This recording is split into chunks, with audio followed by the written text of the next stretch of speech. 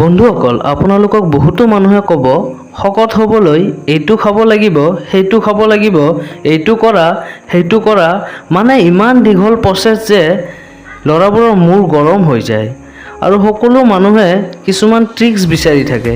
কিছুমান মানুহে ওখ হ'বৰ বাবে ট্ৰিক্স বিচাৰে, আৰু কিছুমান গেষ্ট্ৰিক কমাবৰ বাবে, আৰু কিছুমানে পাতল হ'ব ট্ৰিক্স বিচাৰে। সকলোৰে অসুবিধাবোৰ বেলেগ বেলেগ। সেইবাবে বন্ধুসকল, এই ভিডিঅ'ত কিছুমান সহজ খাদ্যৰ কথা ক'ম, যিবোৰ খাদ্য একদম নেচাৰেল আৰু এইবোৰ খাদ্য খালে কম দিনত শকত আৰু ওজন বঢ়াব পাৰিব।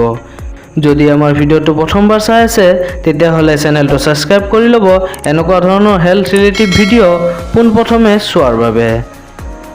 পিছে পলম নকৰি আজিৰ ভিডিঅ'টো আৰম্ভ কৰোঁ। বন্ধুসকল, প্ৰথম বস্তুটো যোনটো আপোনালোকে খাব লাগিব সেইটো হ'ল কল। হয় বন্ধুসকল, ওজন বঢ়োৱাৰ বাবে কল হৈছে একদম বেষ্ট। আপুনি গোটেই দিনটোত কমৰ ভিতৰত 3বাৰমান কল খাব পাৰিলে আপোনাৰ ওজন দ্ৰুত গতিত বাঢ়িব সহজ হ'ব।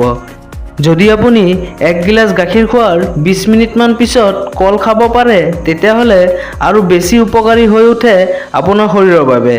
20 মিনিট ব্যৱধান সেইসকল মানুহে ৰাখিব যিসকলৰ ডাইজেষ্টিভ ছিষ্টেম দুৰ্বল হয়।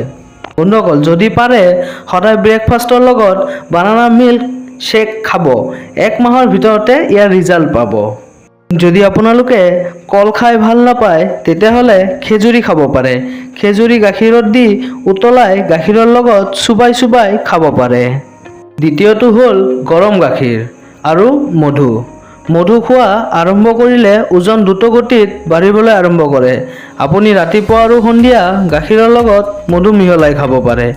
মনত ৰাখিব, যেতিয়ালৈকে আপোনাৰ শৰীৰৰ পাচন ক্ষমতা অৰ্থাৎ হজম ক্ষমতা ঠিক নাথাকে তেতিয়ালৈকে ওজন নাবাঢ়ে।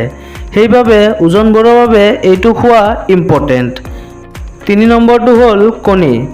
কণীক প্ৰকৃতিৰ মাল্টিভিটামিন হিচাপে ধৰা হয়। কাৰণ হ'ল কণীত বহু পৰিমাণে ভিটামিন আৰু মিনাৰেল থাকে।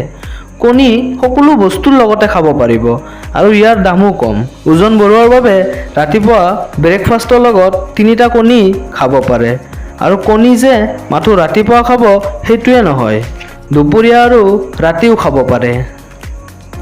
4 নম্বৰ হ'ল টেঙা দৈ। হয় বন্ধুসকল, টেঙা দৈ গাখীৰৰ পৰাই প্ৰস্তুত কৰা হয়, সেইবাবে গাখীৰৰ সম্পূৰ্ণ পুষ্টি ইয়াত থাকে। দুপৰীয়া ভাত খোৱাৰ পিছত এবাটি দৈ খাব পাৰে। টেঙা দৈত বহুতো উপকাৰী বীজাণু থাকে। এইবোৰে পিছত অপকাৰী জীৱাণুৰ পৰা ৰক্ষা কৰিব। কিন্তু মিঠা দৈ নাখাব। মিঠা দৈত অধিক মাত্ৰাত চেনি মিহলোৱা হয়। অতিমাত্ৰা চেনি আৰু তেলত ভজা বস্তু, চৰ্বি থকা বস্তু এৰিবলৈ চেষ্টা কৰিব। কাৰণ এইবিলাক বেছি খালে শৰীৰৰ মাংসপেশী নাবাঢ়ি চৰ্বিহে বাঢ়িবলৈ ধৰিব, আৰু এনেদৰে ওজন বাঢ়িলে স্বাস্থ্যৰ বাবে ভাল নহয়। নেক্সট হ'ল বাদাম। ওজন বঢ়োৱাৰ বাবে গুৰুত্বপূৰ্ণ খাদ্য হ'ল বাদাম। নৰ্মেল বাদাম, কাজু বাদাম, পিস্তা বাদাম, এলমণ্ড বাদাম, আপোনাৰ সুবিধা অনুযায়ী যিকোনো বাদাম আপুনি খাব পাৰে। বাদামত মিনাৰেলছ আছে, স্বাস্থ্যকৰ ফেট আছে আৰু ভিটামিন, ফাইবাৰ সকলোবোৰ আছে। এইটো এটা প্ৰিবায়'টিক খাদ্য।